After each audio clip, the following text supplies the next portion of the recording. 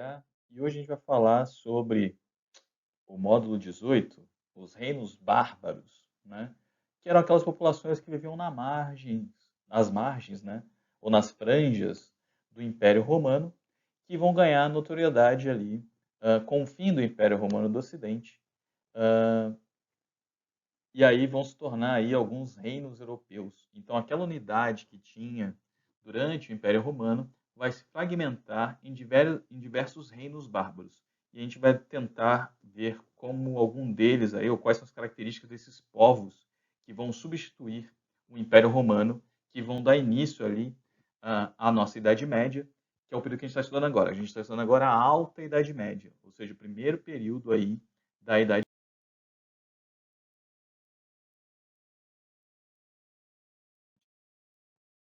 Então, quais são as características gerais desses povos bárbaros, né? Qual é a origem dele? Como é que era o modo de vida desses povos bárbaros? Há uma discussão entre historiadores, né, dizendo, alguns acreditam que esses povos bárbaros têm origem indo-europeia, que é aquela região ali entre a Índia, a Europa, aquela região ali acima do Oriente Médio, mas tem uma galera, tem uns historiadores também que acreditam que a origem desses povos bárbaros seja a Escandinávia, ou seja, lá no norte da Europa, tá? Mais uma coisa esses povos têm em comum, que é exatamente a complexidade física. Eles eram de estatura alta e também eles tinham uma carência pigmentária, ou seja, eles não tinham melanina, eles não conseguiam, digamos assim, ser morenos, né? Não, o sol não os atingia. Então, essa é uma característica desses povos germânicos, aí, os povos bárbaros. A cultura deles, né? A cultura deles é uma cultura nômade, então por isso que eles se dedicam muito à caça, ao pastoreio, e a agricultura que eles praticavam era uma agricultura itinerante. Então, a cada lugar que eles iam, eles praticavam essa agricultura. Eles não permaneciam no mesmo lugar por muito tempo. Eles sempre iam migrando, né, levando adiante esses povos.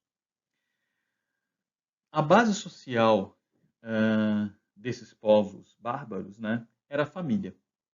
Então, a família é a base social e é por isso também que esses povos sempre vão ter um patriarca, né? Vai ser sempre um homem à frente do comando. E é muito interessante de perceber que esses povos bárbaros aí, eles tinham como princípio a questão da monogamia. As mulheres sempre servindo a esses homens, inclusive sendo punidas se por acaso cometessem adultério. Tá? Então você tem uma sociedade monogâmica colocada nesses povos bárbaros. Então essas famílias, né, de bárbaros, elas se uniam em torno de clãs e tribos que se uniam para fazer uma invasão, um saque, se uniam-se para guerra. Tá? Então, essa é uma característica muito importante desses povos bárbaros, que também são sociedades, são povos ligados à cultura do combate, à cultura da guerra. Tá? Tanto é que uma das características que a gente vai ter que ver aqui, que vai dar depois origem lá ao feudalismo, que a gente vai falar mais adiante, é isso aqui, ó, o comitatus. O comitatus é a relação entre o chefe militar e o guerreiro de obediência e lealdade. Então você tem essa ideia de fidelidade, de lealdade para com o soldado e o chefe militar. Isso vai dar origem ao que a gente vai ver lá na relação entre suzerano e vassalo no período feudal. Guarda bem isso aí, comitatus. Tá? Outra coisa importante que esses povos bárbaros vão trazer para a gente é o direito consuetudinário, tá? É o direito baseado nos costumes. E aí a gente tem que diferenciar um pouco o que acontecia em Roma e o que vai acontecer com esses povos bárbaros. Em Roma você tinha uma lei para todo mundo, tá? Era uma lei meio dura, era um código que todos tinham que seguir. Isso não acontece com os povos bárbaros. A lei desses povos bárbaros ela é baseada nos costumes. Então, dependendo do costume da época, era o chefe militar ali, o patriarca de uma determinada tribo, julgava os casos da sua tribo baseado nos costumes daquela tribo. Tá? Então, a gente chama esse direito baseado em costumes de direito consuetudinário. diferente do direito romano, que era um código duro que servia para todo mundo. Tá? E como é que era a religião desses povos bárbaros? Né? Eles eram politeístas, e os deuses eram baseados nos fenômenos da natureza.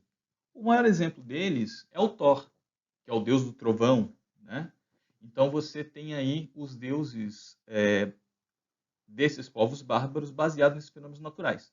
Depois isso vai ser levado, ou vai se sincretizar com os povos, ou com os deuses gregos, né, que tinham esse, digamos assim, comportamento mais humano. Esse sincretismo religioso, né, não vai sustentar, digamos assim, a expansão do cristianismo. Muito pelo contrário, alguns santos do cristianismo vão tomar essas características desses deuses pagãos, ou deuses dos povos bárbaros e dos deuses da mitologia. Tá? E aí a gente vai ter a formação de alguns reinos bárbaros, tá? Logo após o Império Romano. O primeiro deles que eu gostaria de destacar aqui é o reino dos Vândalos, ou Reino Vândalo, que vai ocupar todo o norte da África e ilhas do Mediterrâneo. O grande chefe desse rei dos Vândalos aí é o rei Genserico. Ele que vai conquistar as terras, ele que vai ser o grande conquistador do reino Vândalo. E esse reino vai acabar com a invasão do Império Bizantino no norte da África. Aí vocês vão falar assim, professor, mas o que tem esses povos vândalos a ver com os vândalos que a gente, quando uma pessoa vai lá e depreda o patrimônio público, a gente chama essa pessoa de vândalo, né? É exatamente daí. É uma característica muito forte desses bárbaros, que a gente chama eles de vândalos, né? Que eles tinham esse nome, o povo tinha esse nome de vândalo, é que quando eles invadiam uma determinada cidade, a primeira coisa que eles faziam era destruir as estátuas, destruir o patrimônio público, para dizer que eles chegaram naquela cidade, agora quem dominava ali eram os vândalos. Então, todas as pessoas que depredam ou destroem o patrimônio público, a gente costuma chamar de vândalo devido aí a esses povos germânicos que a gente chamava de vândalo também. Ok? Bom, e aí existia um grande povo vindo lá da região da Indo-Europeia, que é o povo godo. E aí, em determinado momento da história, eles vão se dividir. Os que vão ficar no leste europeu vai se chamar de ostrogodos. E aqueles que foram para o oeste, né, vai se tornar os visigodos. A gente vai falar primeiro então do reino dos ostrogodos. Eles vão dominar principalmente ali a Península Itálica, tá? E tem como seu principal chefe o rei Teodorico. Já os visigodos vão ali para a parte onde a gente conhece hoje como Península Ibérica. Eles vão dominar também a Gália, tá? O principal rei deles vai ser o Alarico. O reino ostrogodo vai ser derrotado também pelo Império Bizantino. Já o reino dos visigodos, ali na Península Ibérica, eles vão ser derrotados pelos muçulmanos. E aí toda aquela região ali do sul da Espanha, até mesmo sul de Portugal, será ocupada pelos muçulmanos, que só vão vir desocupar essa região lá no fim da Idade Média. Tá? Então você tem uma forte influência de costumes muçulmanos no sul da Península Ibérica devido a essa invasão muçulmana no Império Visigodo. Tá? Outro povo bárbaro bem importante dessa época serão os anglo-saxões. Tá? Eles vão habitar ali a região da Bretanha, e os anglo-saxões, juntos com os jutos, né, eles vão tentar ali colonizar a região da Grã-Bretanha. Eles, quando invadem essa região da Bretanha, eles vão dividir aquela ilha em 7 reinos. Só que isso não vai durar muito tempo. Por quê? Porque os vikings vão, ou os normandos também, como nós chamados, vão invadir a ilha da Bretanha, e os dinamarqueses, ou os Danish, como eles falam, os danos, né, vão acabar dominando a ilha da Grã-Bretanha. Então, a Inglaterra, como a gente conhece hoje, Irlanda, Escócia, eles têm muita influência desses povos, tá? Então, povos anglos, povos saxões e também dos normandos e dos dinamarqueses, tá? Então, você vai ver ali a união desse reino em torno desses povos dinamarqueses. E aí eu vou dar uma dica para vocês. Essa história, para quem se interessar melhor sobre como os dinamarqueses conquistaram essa ilha da Bretanha, como é que eles vão formar esse Estado unificado, né? Ou esse território unificado, tem um seriado na Netflix chamado O Último Reino, tá? Que conta exatamente essa história. Ele é bem interessante, então vocês podem ir lá e dar uma olhada nesse seriado, ok? E por último, eu gostaria de falar sobre um outro povo que ele não é tão estudado assim, que é os hunos. Os hunos, eles têm origem lá na Ásia, tá? Tanto é que o território da Mongólia, que é um país que está acima ali da China, e até boa parte do território chinês, tá? Foi ou teve origem ali no Império Huno. E é interessante que, até na apostila de vocês, né, tem uma descrição ali dos povos hunos, que ele é a imagem clássica do povo bárbaro, que era aqueles caras rudes. Então, diz ali naquele texto que eles viajavam sempre a cavalo, e eles não cozinhavam a carne, que a carne era assada entre a perna do cavaleiro e o couro do cavalo.